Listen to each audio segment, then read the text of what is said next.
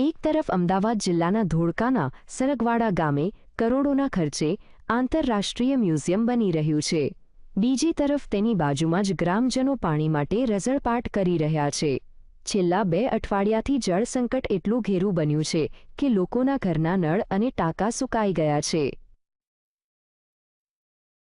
અમદાવાદ જિલ્લાના ધોળકા તાલુકામાં આવેલા સરગવાડા ગામે પીવાના પાણીની વિકટ સમસ્યા સર્જાઈ છે। છેલ્લા 15 દિવસથી ગામના નળમાં પાણી ન આવતા પીવાના પાણી માટે લોકોએ વલખા મારવા પડી રહ્યા છે।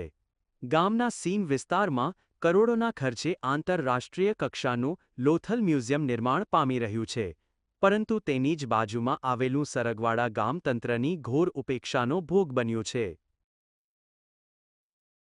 માણસને પીવા પાણી નથી મળતું તો પછી ઢોરાના અથવા મહિલાઓને શું તકલીફ પડતી હોય, કારણ કે આ વારંવાર વર્ષોથી આવું હાલ્યા રાખે છે। ફરતા ગામોમાં પાણી બધે જ પૂરતું મળી રહે અને સરગવાડામાં જ આવું થાય છે। તો પરખે આવું મારું ગામની બાજુમાં 1 કિલોમીટર લોથલ મેરીટાઈમ મ્યુઝિયમ બની રહ્યું છે, વિશ્વમાં મોટામાં મોટું, છતાં પણ આ લાઇટ અને પાણીની સમસ્યા હલ નહીં થતી। પાણીના અભાવે મહિલાઓ ગામના ગંદા તળાવના કિનારે કપડાં અને વાસણ માંજવા મજબૂર બની છે, જ્યારે પીવાનું પાણી મેળવવા માટે મહિલાઓએ ધોમધકતા તાપમાં 2 કિલોમીટર દૂર સુધી રઝળપાટ કરવો પડે છે। સ્થાનિકોનો આક્ષેપ છે કે ભોળાદ ગામ પાસેથી પસાર થતી મુખ્ય પાઇપલાઇનમાં ગેરકાયદેસર જોડાણના કારણે ગામ સુધી પૂરતું પાણી પહોંચતું નથી। 15 દિવસે પાણી આવતું નથી અને 15 દિવસે કોઈ કપડાં ધોવાનું કે આ ગટર જેવા પાણીમાં કપડાં ધોવા પડે છે અને પીવાનું પાણી આવતું નથી। હવે 15 દિવસે મેં કેવી રીતના કાઢવી? અત્યારે હું 2-3 કિલોમીટર દૂરથી પાણી ભરીને આવ્યો છું બૈરા છોકરા લઈને।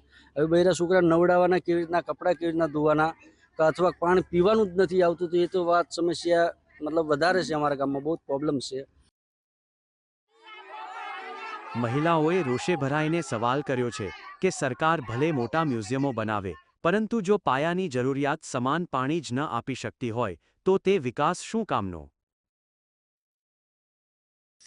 અમારે 15 દાડા સુધી પાણી ના આવે, 20 દાડા અમારે શું કરવું? કે નાઈ ધોવે એવું પાણી નથી કુવા, નથી તળાવમાં સારું પાણી, તળાવમાં ગટરનું પાણી જાય છે। અમારે રોજે પાણી જોવી, ત્રીજા દાડે પાણી આવે ને અને 15 દિવસ આપે તો અડધો કલાક જ પાણી આવે છે, અડધો કલાકમાં અમારે પાણી ચમનું ભરાય। હવે ગ્રામજનોની નજર જિલ્લા વિકાસ અધિકારી એટલે કે DDO પર ટકેલી છે।